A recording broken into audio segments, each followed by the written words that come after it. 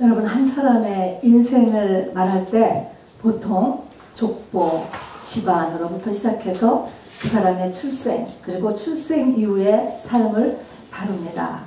그런데 성경에는 한 사람의 인생을 다루는 또 하나의 방면이 있습니다. 그것은 언제부터 다루냐면요, 성령 받은 날부터 시작을 합니다. 그래서 성경의 첫 장 창세기 1장에 태초에 하나님께서 첫째 날 빛이 있으라 하는 데서부터 시작하는 거하고 같습니다. 내가 성령 받은 그 순간부터 하나님께서 나를 딜하신다라고 하는 것입니다. 그래서 첫째 날, 둘째 날, 셋째 날에서 여섯째 날 하나님의 형상을 닮은 사람을 창조해 내는 것입니다. 하나님의 형상을 닮은 사람 이꼬르 예수지요. 자, 그런데 그 여섯째 날까지 하나님의 빛으로 인하여서 사람으로 창조해 나가는데 그 빛의 내용이 뭐냐 하면 아까 에베소서 3장 9절에 읽은 대로요, 영원부터 만물을 창조하신 하나님 속에 감추어졌던 비밀의 경륜을 그 사람에게 알게 하심으로 그 사람이 성장하는 것입니다. 그 사람이 사람이 되는 거예요. 그 사람이 하나님의 형상, 예수로 되어지는 것입니다. 자, 그런 면에서 본다면 이 세상이 태양이 얼마나 밝고 또 테크놀로지가 얼마나 발전됐나 하지만 하나님이 보시기에는 어둠이에요. 아무 상관이 없습니다. 뿐만 아니라 이 오감의 세상에는 진리는 감추어져 있습니다. 여러분, 만물을 창조하신 하나님 속에 감추어진 비밀이 있다. 성경은 이렇게 이야기하는 것입니다. 세상에는 나타나지가 않습니다. 자, 오늘 이제 이런 서론의 말씀을 잠깐 드리면서요, 네 가지 마음밭의 비유를 여러분은 들은 적이 물론 있으실 것입니다. 다 내용은 그냥 간단하죠.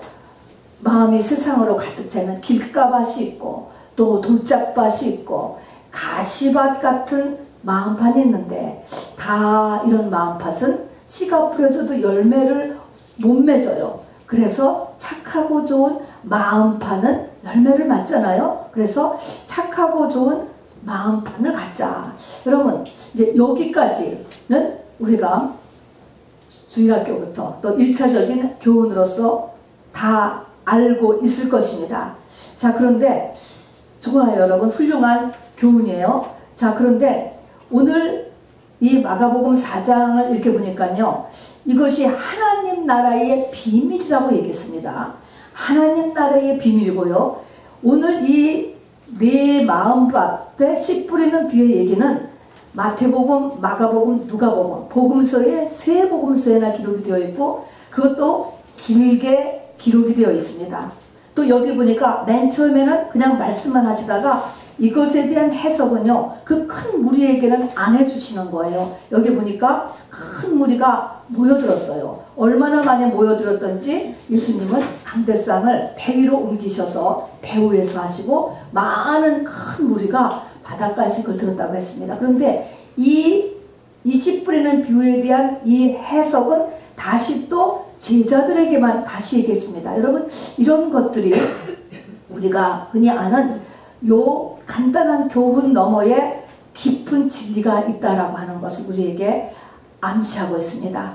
물론 이것에 대한 이 진리는요, 제자들을 아주 떼어서 다시 설명을 해줬지만 그때 제자들이 못 알아들었을 것입니다.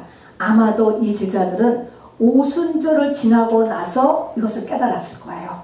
그리고 나서 이것을 다시 기록했을 것으로 보입니다. 자, 그리고 이것이 또 더 중요한 이유는 보세요. 4장 13절 아까 읽은 데 보니까 너희가 이 비유를 알지 못할진데 어떻게 모든 비유를 알겠느냐 이야기했습니다. 이 비유가 모든 비유의 기본이 된다는 것입니다. 그리고 얘기했지만 이 비유는 하나님의 나라의 비밀이에요. 하나님 나라의 비밀이라는 것은 하나님의 나라 천국입니다. 천국을 어떻게 얻느냐, 내가 천국을 어떻게 가느냐, 여러분, 이 첫 번째 비밀이라는 것입니다. 첫 번째 해야 될 일이라는 것입니다. 첫 번째 기본적으로 천국을 얻기 위해서 알아야 되는 비유가 이 씨 뿌리는 비유다라고 하는 것입니다. 그래서 오늘은 조금 더 심각하게 여러분 이 말씀을 같이 나누기를 원합니다. 여러분, 왜 하나님께서 직접 어떻게 하면 천국을 얻는다, 어떻게 하면은 하나님의 나라가 확장된다 이렇게 얘기 안 하시고 왜 비유를 들었을까? 여러분, 비유를 드신 첫 번째의 이유는 말입니다. 하나님께서 영이시기 때문에 그렇습니다. 사람은 영이 아니에요. 오감을 가진 육에 속해 있거든요. 땅에 속해 있고 육에 속해 있습니다. 근데 이 영하고 육은요 서로 통하지가 않아요. 마치 전기하고 종이 안 통하잖아요. 안 통합니다, 여러분.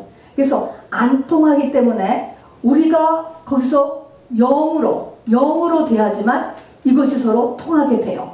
자, 그래서 우리가 눈이 있지만 이 눈은 보는 것만 할 수 있지 음악을 듣지도 못하고 맛을 알지도 못하는 거잖아요. 그런 것처럼 기능이 다른 거예요. 그래서 영하고 육하고가 전혀 달라요. 영은 영이고 육은 육이다. 육으로 뛰어났다고 영이 뛰어난 것이 절대로 아니에요. 전혀 다른 세계인 것입니다. 그래서 이런 다른 세계의 것, 하나님의 나라, 천국은 영의 세계거든요. 그래서 이것을 가르쳐 주려니까 이제 하나님께서 이 땅의 것을 가지고 설명을 하는 것입니다. 그래서 나오는 것이 비유고 상징입니다. 상징. 그래서 비유하고 상징이 등장하게 되는 것이죠. 엄밀히 말하면은요, 내가 이제 영적으로 어떤 것을 깨달았다 하는 것도요, 내가 아는 것이 아니고 내 안에 계신 성령께서 그것을 알으셔서 내 영과 성령이 연합되어 있기 때문에 바로 내가 그 성령으로 인하여서 알게 되는 거예요. 과정으로 본다면. 그렇게 육과 영은 안 통하죠. 그러니까 짐승은 영이 없으니까 전혀 깨달을 수가 없죠. 이런 것을요. 아무리 이야기해도. 어찌하였든지 간에, 자, 그래서 비유가 영이기 때문에, 하나님이 영이시기 때문에, 그리고 우리가 영의 세계를 알기 위하여서 비유가 등장한다 하는 비유의 첫 번째 비유의 이유를 알아두시고요. 모형 또는 상징이라고 하는 것도 그렇습니다. 상징. 하나님은 우리와 연합되는 게 목적이세요. 결혼한다고 하죠. 하나님과 우리와의 연합이 목적인데 이것을 설명하기 위해서 이 땅에 남자 여자의 결혼으로 설명을 했습니다. 그래서 그를 모형이다, 상징이다 이렇게 이야기했습니다.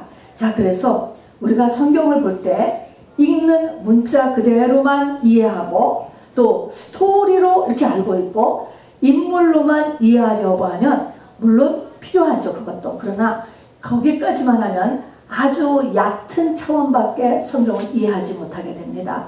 그렇기 때문에 문제를 해결할 수가 없게 되고요. 내 속사람, 영의 성장이 안 됩니다, 여러분. 자, 그래서 반드시 비유와 그리고 이 상징에 대한 진리를 우리가 깨달을 필요가 있습니다.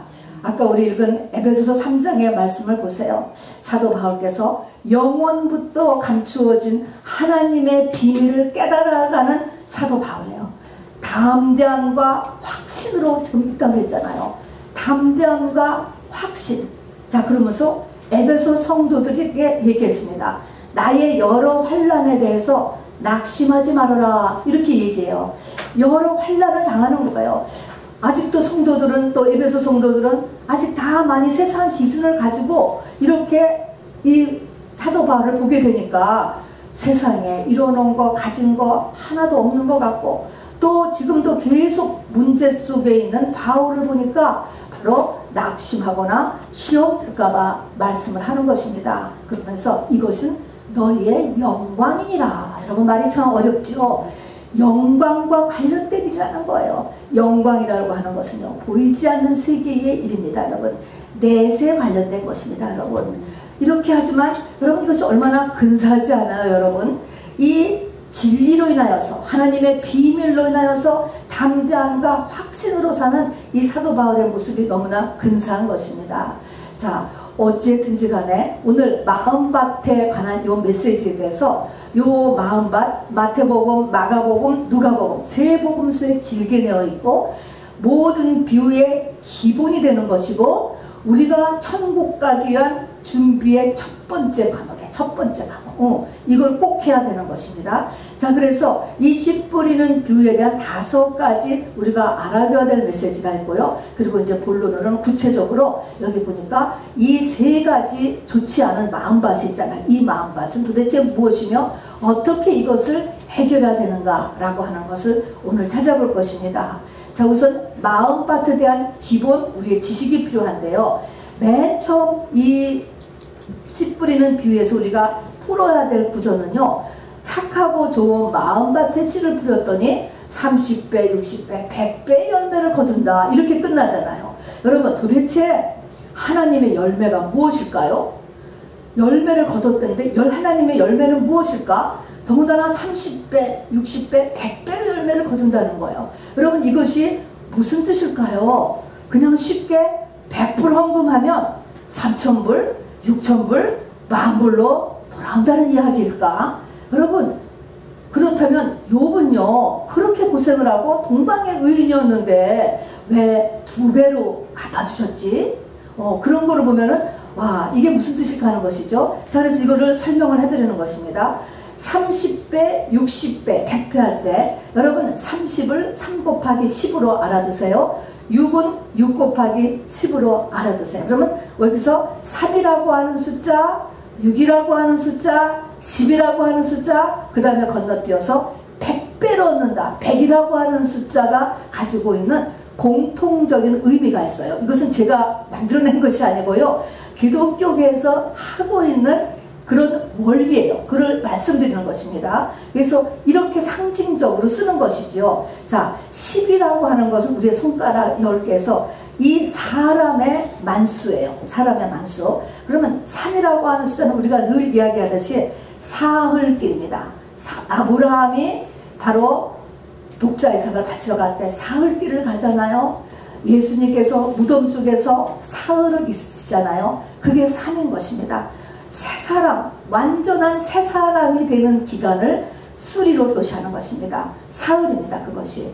그 다음에 6이라고 하는 것은요. 우리가 많이 배웠죠. 가나 혼인잔치에서 6개 돌 항아리에 물을 채우니까 물이 변하여 포도주가 되었습니다.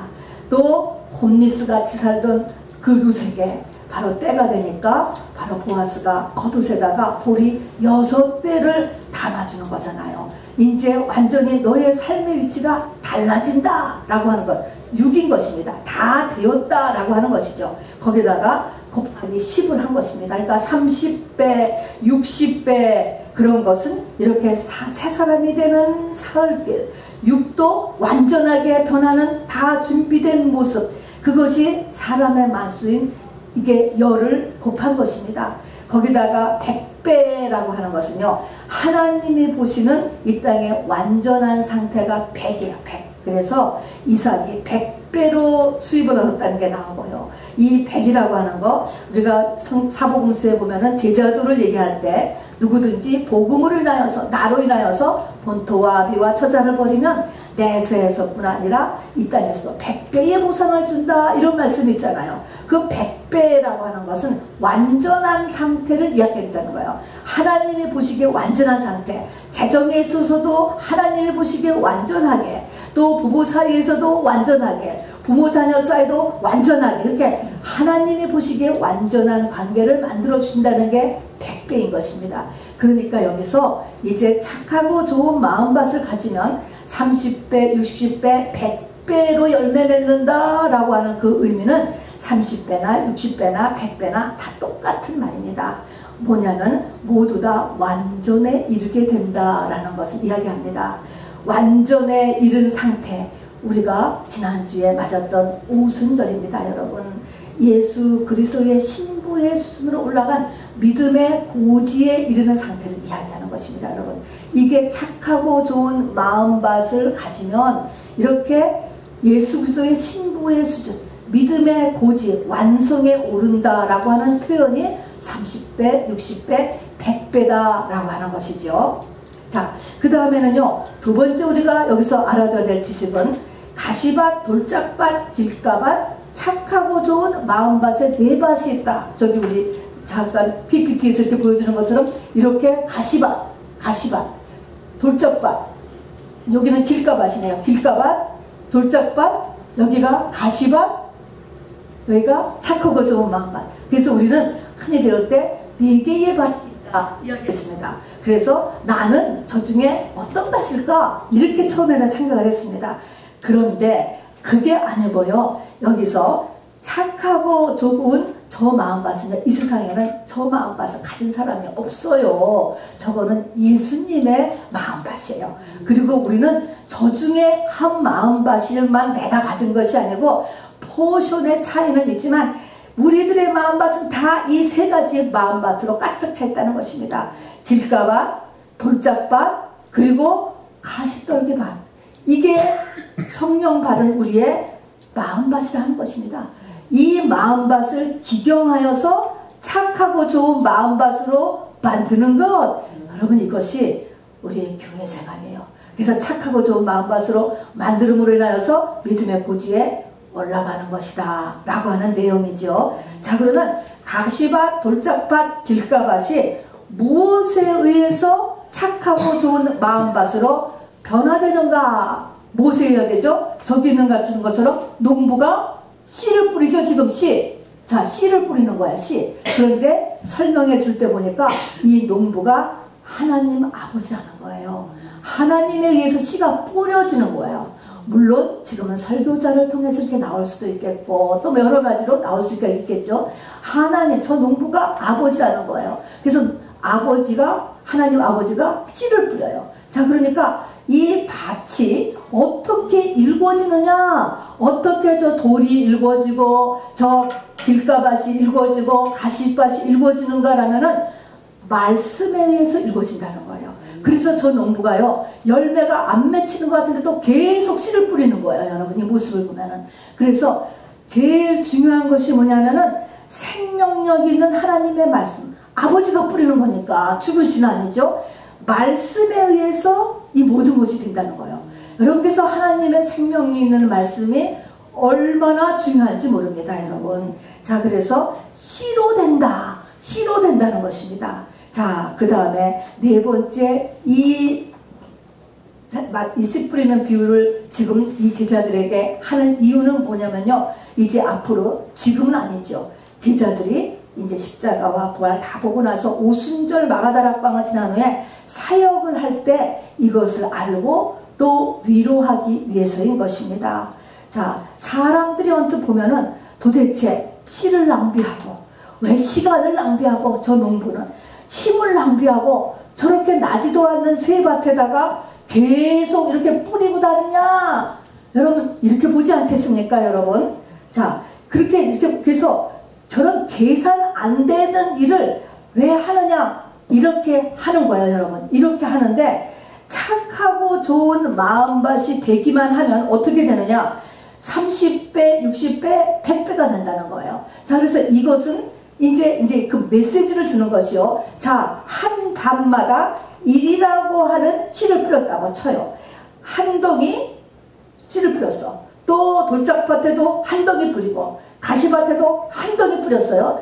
한 덩이 뿌렸어. 그러면 착하고 좋은 밭에도 한 덩이를 뿌렸는데 착하고 좋은 밭에서는 미니멈 몇 배가 나와요? 30배가 나오는 거야. 30배. 그 다음에 60배, 100배. 그러면 미니멈 30배가 나오려면 지금까지 잃어버렸던 모든 씨를 다 거두는 거 아닙니까? 그야말로 엄청난 보상이 오는 거예요.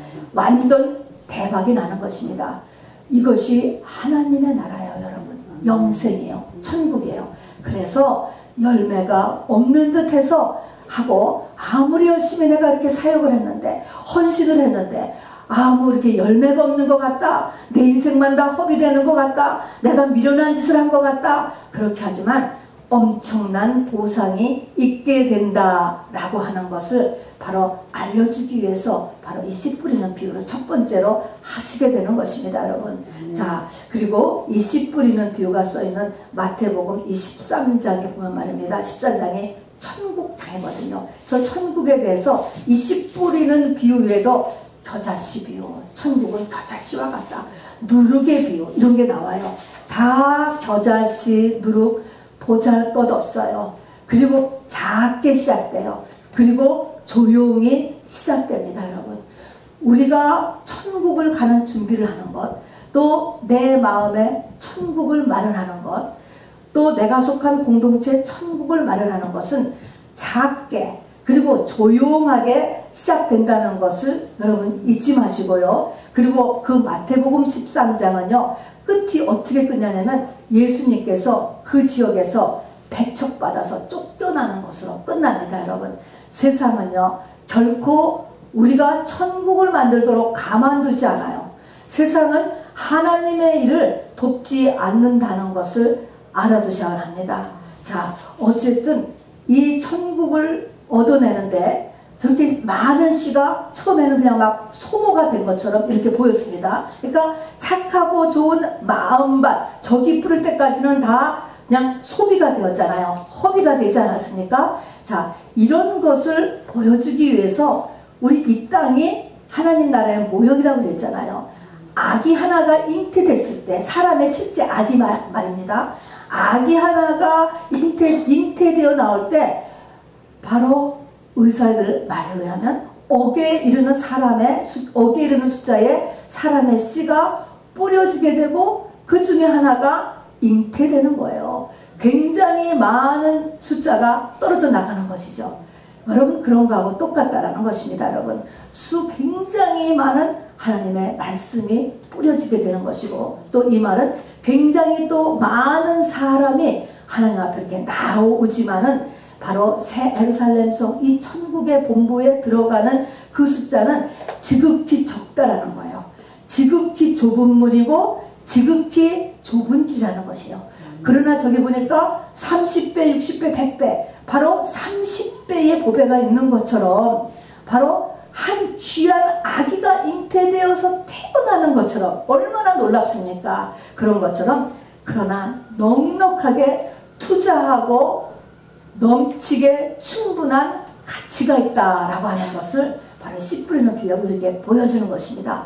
헛되지 않다라고 하는 것이죠. 이것이. 자, 끝으로는 말입니다. 저 왜 여기에 이렇게 길가밭, 가시밭, 그리고 돌짝밭, 이런 밭으로 우리를 하나님이 이렇게 만드셨을까? 성령을 받았을 때 우리의 마음밭은 착하고 좋은 밭인 사람 하나도 없어요. 다 저 세 가지 마음밭을 갖고 있다니까요. 이 세 가지 마음밭은 다 무엇을 다 이제 지금 포함하고 있냐면, 이제 고난을 이제 받을 것을 이제 저 마음밭이 이게 다 처리돼야 되잖아요. 그러니까 고난을 끼고 있는 거야. 그야말로. 자, 그래서 고난이라고 하는 팩터를 우리가 생각해야 되는 거야. 이 씨 뿌리는 비유를 보면서. 보니까 구약에 시작하는 창세기 1장에서도 보니까 천지창조를 해서 하나님의 형상을 닮은 사람을 만드는데도요, 저녁이 되고 아침이 되니 저녁이 되고 아침이 되니 하면서 저녁이 와요. 그냥 하나님의 빛만 비추는 것이 아니고 낮만 있는 것이 아니고 밤이 온단 말입니다. 성경에서 밤은요 항상 자는 곳, 잠이에요. 죽음이에요. 고난이에요. 여러분, 5번 밤을 지나고 나서야 6째 날에 바로 사람이 창조됐잖아요. 거기서도 고난이 이렇게 보여집니다. 신약에 들어와서 십자가가 딱 등장하는 거예요. 십자가가 거쳐야 부활이 오지 않습니까? 십자가 역시 고난이 오는 것입니다. 고난을 상징하지 않습니까? 자, 우리 오늘 지금 이 네 가지 마음밭, 성령 받은 저와 여러분의 이 마음밭에도 좀 고난이 이 속에 깔려 있는 것이 보여집니다. 예수님께서 말입니다. 이렇게 얘기했었어요. 시편에도 그래야죠. 시온에 거치는 반석을 둔다. 이렇게 하나님이 예시했고, 말씀하셨고, 예수님께서는요, 공생애가 한 3년쯤 되었을 때 예수님께서 이런 말을 하세요. 내 말이 너희에게 거침돌이 되느냐? 말씀해요. 거침돌이 되느냐? 나로 인해서 실족지 않아야 복이 있는 자로다. 이 말은 뭡니까? 예수님이 하신 말씀인데 거침돌이 된다는 거예요. 그래서 실족하게 된다는 거예요. 여러분, 내 생각과 안 맞아. 내 감정이 안 쫓아간다는 것입니다. 여러분, 이게 중간에 걸쳐있는 것입니다. 자, 그래서 실제로 보니까 오병이어때까지 쭉 잘 나갔어요. 그래서 큰 무리가 쫓아왔었잖아요. 자, 그런데 점점 예수님의 말씀이 그야말로 이상해지는 거예요. 그랬더니 사람들이 이 말씀은 어렵도다. 누가 알아들을 수 있으리요. 그러면서 다 떠나갔다 그랬습니다. 12제자만 남기고 다 떠나갔다 그랬어요, 여러분. 다 떠나가니까 오직하면 너희들까지 가겠느냐? 라고까지 예수님께서 이렇게 말씀하셨습니다, 여러분. 자, 그렇지만 말씀이 있어오니 어디가 어려울까? 이렇게 얘기했지만 이 제자들도요, 예수님의 십자가 처형이 로마에서 확정되었다라는 것을 알게 되자 예수를 쫓아다녀봤자 세상에 아무 유익이 없을 뿐만 아니라 자기 목숨까지도 위태하다라고 느끼니까 다 도망갔어요, 여러분. 이것을 통과해야 되는 것입니다, 여러분. 이것을 통과해야 되는 거예요. 자, 그래서 중간에 고난이 낀다는 것입니다.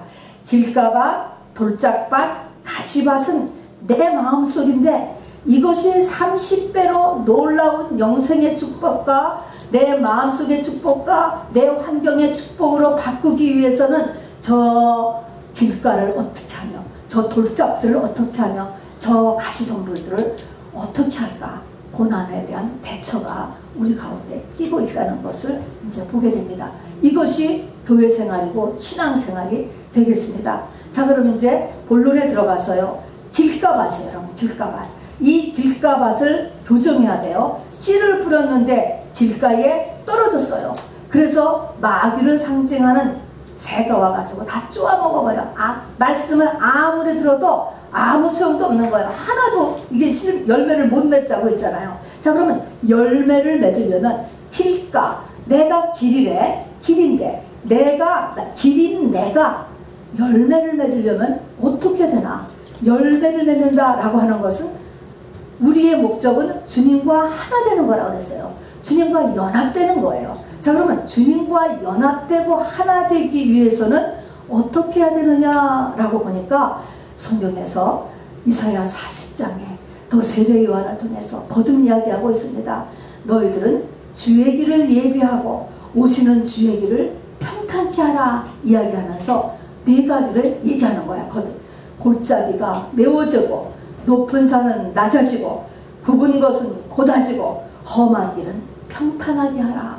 그래야 예수님이 저 길을 타고 네 영혼에 들어간다는 거예요. 내 마음의 길이 이렇게 되어 있어야 주님의 그 길을 타고 나의 영 안으로 들어오신다는 것이죠. 자, 그래서 이 길가밭의 교정은 이것이 되지 않으면 새들이 와서 말씀 들어야 다 쪼아먹어. 다 쪼아먹어요, 여러분.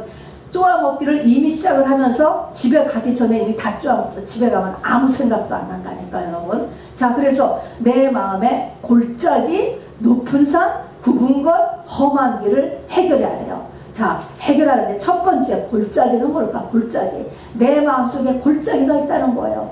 여러분, 구약성경에 보면 골짜기가 30개나 나와요. 정말로 세보면 30개.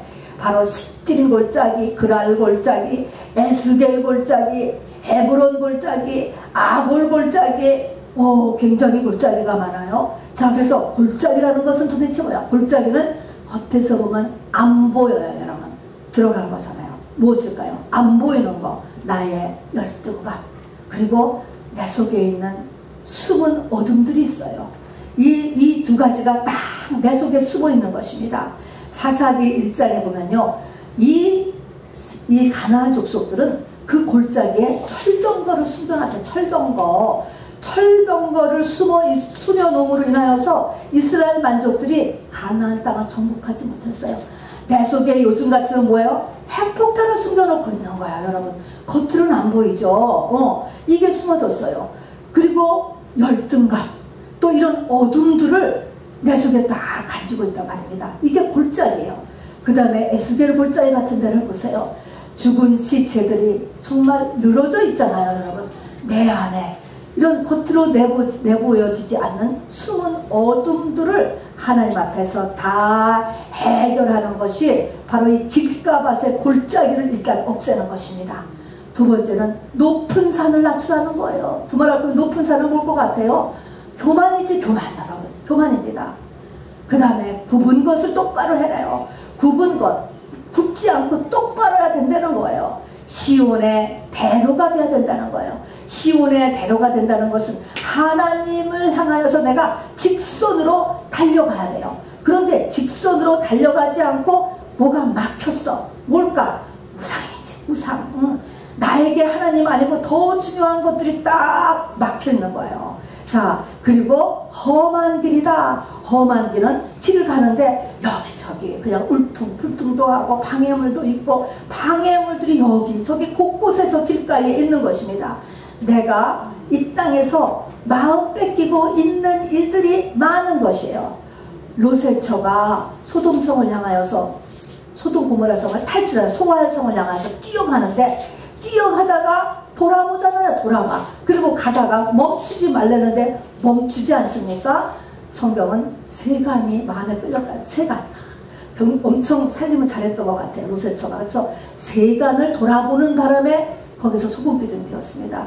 이것이 다 험한 길들이에요. 자, 그래서 여기 얘기한 것처럼 열등감과 숨은 어둠들과 그리고 교만과 또 마음의 우상들과 그리고 내 마음을 뺏고 있는 이런 여러 가지들을 제어해야지 길가밭을 내가 목토로 바꾸는 것이 됩니다, 여러분. 아니면 새들이 와서 다 뺏어가는 거야. 다 뺏어가요, 여러분. 이것을 간단히 길가밭 이렇게 이야기해서 우리는 그냥 사람이 많이 다니기 때문에 굳어진 아스팔트이기 때문에 당연히 씨가 떨어지면 열매를 못 맺지, 이걸로 끝나는 것은요, 이제 우리가 이 시절을 벗어나야 돼요. 이 하나님이 오실 때 주의 길을 예비하라고 거듭 얘기했을 때 어떻게 그럼 주의 길을 내가 예비하는가, 내 마음에 어떤 길이 있어야 되는가 라고 하는 것을 우리는 정비를 하시기를 바랍니다. 두 번째는 돌짝밭이, 돌짝밭. 돌이라고 하는 것은요, 이 돌짝밭은 영어로는 돌은요, 귀신 덩어리를 돌이라고 해요. 자, 그래서 내 속에 귀신 덩어리가 있다는 것입니다. 근데 이 귀신 덩어리의 문제는 뭐냐면요, 4장 5절을 보면은 돌밭에 훌레임이 있어요.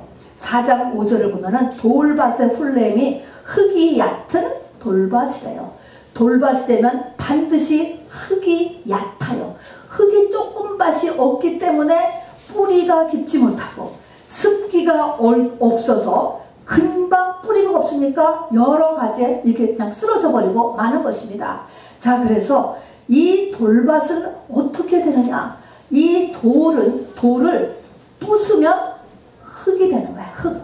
그래서 이 돌을 깨기 위해서, 이 돌짝을 부숴놓기 위해서 하나님께서는 어떤 일을 부르시느냐, 내 인생에다가요, 내 앞에다가 작고 돌짝을, 더 큰 돌을 놔두신다는 거예요. 그래서 로마서 9장 33절에도요, 내가 네 앞에 걸림돌과 거치는 바위를 둔다 얘기했습니다.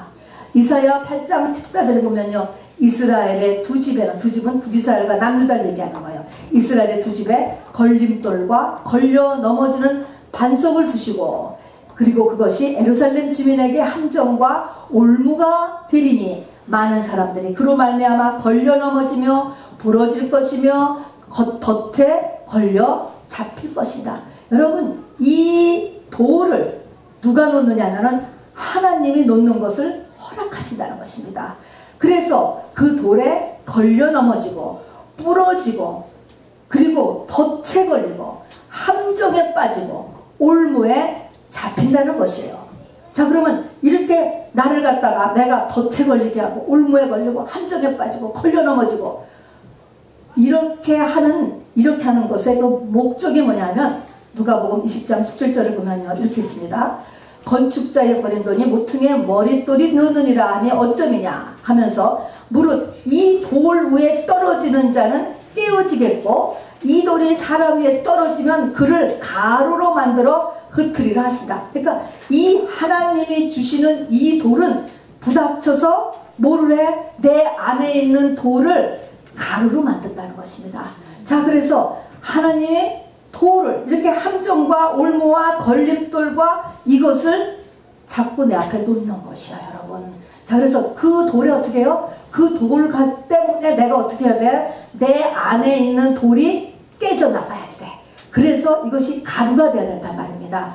지금 이제 세 가지 밭을 하는데요. 이 세 가지 밭이 전부 어떤 재료로 되는 거예요? 말씀으로 되는 거예요. 다 말씀. 자, 그래서 고난이 지금 다 아까도 이렇게 이게 열등감이라든지 숨은 어둠이라든지 이런 거 구분고 높은 하려면 다 이것도 어려움이 고난이죠. 돌짝밭도 큰 돌을 앞에다 또 나가 놓는 거예요. 그러니까 이것도 고난이 있죠. 그러나 이 모든 것의 해결의 기본이 말씀에 씨로 되는 것입니다, 여러분. 자, 그래서 성전 문지방에서 나오는 그 물이 점점 흘러서 일천척 차가서 가슴까지 차니까 모든 문제가 다 해결되는 거하고 똑같은 바로 신약의 설명이 되는 것입니다. 자, 그래서 이제 내 속에 있는 돌이 다 부러져서 흙이 돼. 흙이 되면 흙이 많아져. 흙이 많아지면은 뿌리를 내릴 수 있게 되고 습기가 보존되는 거고, 바로 해가 있어도요 해에 그냥 말라 비틀어지지 않는다는 것입니다. 그래서 이 돌밭은 말입니다, 해를 견딜 수 있어야 돼요. 이 돌밭에 적은 해, 여기서 해가 나와요. 여러분, 해는 예수님이거든요. 자, 이 해가 성경에 보면 해가 많이 나와요. 해는요, 내가 고운 가루가 되어야 해가 내 마음에 뜨는 거예요. 롯이요, 소돔 고모라 성을 도망가잖아요. 정말 죽기 살기로 또 이런 거 아닙니까? 그래서 소알성, 소알이라는 것은 작다라는 의미예요. 작은 소알성으로 들어갔어요. 근데 롯이 소알에 들어갈 때에 해가 떴다. 성경이 이렇게 기억하고 있어요. 그때 롯의 마음속에 예수님이 들어가신 거예요. 그때 이 롯의 마음의 돌이 다 깨져나간 것입니다, 여러분. 해가 떴어요. 또 말라기서에 보면은 의로운 해가 떠올라서 외양간에서 나온 송아지같이 네가 뛴다, 이렇게 얘기했습니다. 의로운 해가 나한테 어떻게 이렇게 떠오를까? 그래서 어떻게 떠오르냐? 내가 흙이 되는 거예요. 고운 가루가 되면은 바로 하나님께서 바로 이 모든 의로운 해가 치료에 방선을 비추어서 의로운 해가 바로 외양간에서 나온 송아지 뛴다, 이렇게 말씀하고 있는 것입니다. 그래서 이 돌밭, 내 안에는 돌이 있다라고 하는 것을 알아두셔야 돼요. 여러분, 제가 지금 길가, 돌, 그리고 가시 얘기하는데 나는 이 세 가지하고 아무 상관이 없어 라고 한다면 여러분 곤란한 거예요. 이것은 비춰지지가 않아서 그런 거예요. 비춰지지. 하나님의 빛이 없기 때문에 안 보여요. 깜깜하면. 이 영의 빛이거든요. 내 안에 이거 있는지를 모르는 거예요. 그러니까 하나님이 이것을 빛으로 비춰주는 거예요. 그래서 나에게 일어나는 문제가 내 안에 어떤 일 때문에 이 일을 일으키는가라는 것을 깨달아야 되죠. 나의 이 길가 때문에 그런가, 돌짝 때문에 그런가, 가시 때문에 그런가, 이것을 분별해내고 그 다음에 분별을 하면 반은 없어지는 것이죠. 그래서 이제 그 목적을 알아야 됩니다. 그 다음에 가시밭이에요. 가시는요, 성경에서 가시, 찔레, 똑같은 말로 쓰여져요. 또는 가시 덤불, 엉겅퀴, 전갈, 요즘의 말로는 상처입니다, 여러분. 상처. 나도 상처받고 남도 상처주고 상처 없는 사람이 없어요. 찌른다는 것입니다. 특별히 전갈은 뭐예요? 상처 가운데서도 독을 가지고 있는 가시가 전갈과예요. 전갈과. 그냥 가시는 그냥 찌르기만 하면 돼. 찔레. 엉겅퀴는 그냥 찔러. 근데 전갈, 이렇게 표시될 때는 독을 거기다가 뿜어 찌르면서 독까지 들어가는 것입니다, 여러분. 자, 그런데 이 가시는요, 이 아담 하와가 범죄를 했을 때 하나님께서 이렇게 명하셨어요. 이제부터 땅은 가시와 엉겅퀴를 너한테 낸다는 거예요. 자, 그래서 산다라고 하는 것이 찔림을 당하는 거예요. 나도 또 누구를 찔리는 거예요. 어느 때는 거기에 독도 같이 들어와요, 여러분. 자, 그래서 이것은 원죄로 인하여서 일어난 것입니다. 자, 우리가요, 또 우리가 교회를 다니면서 회개도 하고 또 이렇게 하다 보면은 마음판이 더 고와져서요, 상처를 더 잘 받아요. 오히려 세상 사람들보다도. 그래서 상처를 더 잘 받긴 하는데, 여러분, 상처를 많이 받는데 거기서 끝나면 안 돼요. 그래서 상처 안 받으려고 이리 피하고 저리 피하려고 마음에 문을 닫거나 교회를 안 다닌다거나, 여러분, 그렇게 하면 절대로 안 되는 거예요. 이 상처는요, 우리 고린도전서에 보면은 신령한 자는 아무에게도 판단을 받지 아니한다. 이런 말씀이 있어요. 이거는 신령한 사람은 누구의 판단에도 신경 쓰지 아니한다. 그런 것이에요. 신령한 자, 영이 된 사람을 이야기하는 것입니다. 겉사람이 죽은 사람을 이야기하는 것입니다. 그러니까 상처는 이렇게 받기 시작을 하잖아. 자꾸 받아. 상처를 받으면서 동시에 그때마다 하나님의 말씀이 계속 공급돼야 되는 거예요. 말씀은 성령이기도 해요. 성령의 도움이 또 계속 필요해요. 기도해야지요. 울어야지요. 하나님 앞에 고백해야지요. 이렇게 하면서 뭐가 돼요? 겉사람이 죽는 데까지 가면 되는 거예요. 여러분 죽으라 그러는 거예요. 여러분 죽은 사람, 실제 죽은 사람, 여러분 뭐 발로 쳐봤자, 때려봤자, 뭐 바늘로 찔러봤자 아무 감각이 없잖아요. 그게 우리의 옛사람, 겉사람이 죽은 상태인 것입니다. 그렇게 대라고 상처를 주는 거예요. 여러분 상처 자체가 목적이 아니고 상처를 받게 하는 한 데에 하나님의 목적이 있다는 것입니다. 여러분 하나님은 우리의 부모라고 했습니다. 여러분 부모. 우리의 머리카락을 세시며 참새 한 마리도 거저 떨어짐이 없고 머리카락 하나도 거저 떨어짐이, 나뭇잎 하나도 거저 떨어짐이 없고 우리의 털을 세시는 분이라고 했습니다. 이유가 있다는 이유, 그 이유는 다 하나님의 선한 뜻을 가지고 있습니다. 여러분 그래서 아가서에 보면은요, 아가서에 나오는 술람 여인은 여자들 중에 내 사랑은 가시나무 가운데 백합화 같구나 이렇게 고백했어요. 예수님의 고백이잖아요. 솔로몬의 고백인 것입니다. 가시나무요. 가시나무 가운데서 그거를 오버했어요. 오버 넘어갔습니다. 여러분 자 그래서 바로 겉사람이 이 죽은 상태가 된 것입니다. 여러분 자 이제 말씀을 맺어갑니다. 오늘 본론은요 씨 뿌리는 비유입니다. 여러분 모든 비유의 기본입니다. 하나님의 나라를 이루는 기본 과목입니다. 천국 준비의 기본 과목이에요. 종말 준비의 기본 과목이기도 합니다. 어떻게 천국을 준비해? 여러분 우리가 가야 되는 천국은요 살아있을 때 내 마음에서 이미 일어나야 돼요. 여러분 그래서 천국은 가는 천국 진짜 중요하죠. 가는 천국은 영원히 존재하는데 제일 중요해요. 그러나 가는 천국을 어디서 할 수 있느냐? 천국이 여기 있다 저기 있다 아니고 바로 네 마음속에 있다. 네 안에 있다. 그래서 이 마음판이에요. 이 마음에서 길가밭, 돌짝밭, 가시밭을 정리한 만큼이에요. 여러분 이것이 결국은 나의 믿음의 정도예요. 나의 믿음의 수준이 되는 것입니다. 자 그래서 이것이 중요하다는 것입니다. 그래서 이것은 천국을 이루고 내가 영생을 준비하는 기본 과목이기 때문에 한 사람도 빠짐없이 다 하셔야 돼요. 이것은 기초 과목이에요. 자 근데 한번 이제 정리를 해보면 말입니다. 길가밭은 한마디로 하니까 내 안에는 세상 사랑이네. 그죠? 길가는 세상 사랑. 돌은 귀신덩이라고 이야기했습니다. 죄죠. 결국은 죄덩이죠. 가시밭은 원죄의 영향으로 생겼네. 그러면 사람의 마음속은 내가 성령을 받았어요.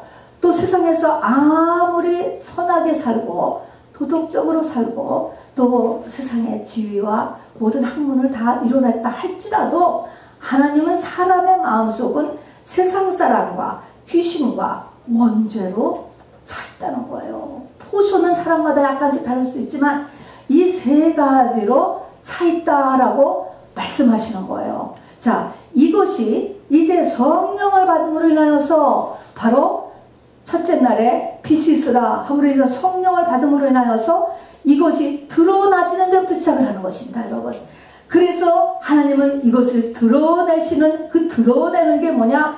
고난이 오는 거예요. 우리 가운데요. 자 그리고 마음판을 바꾸는 도구는 한 가지만 한다면 뭐예요?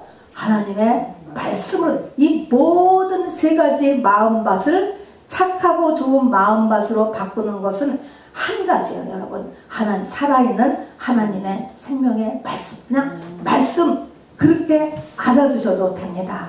자 그래서 우리의 신앙생활이라는 것은 이제 세 가지로 우리가 이렇게 마음속에 간직해 두면 돼요. 나의 길가밭을 교정하는 거예요.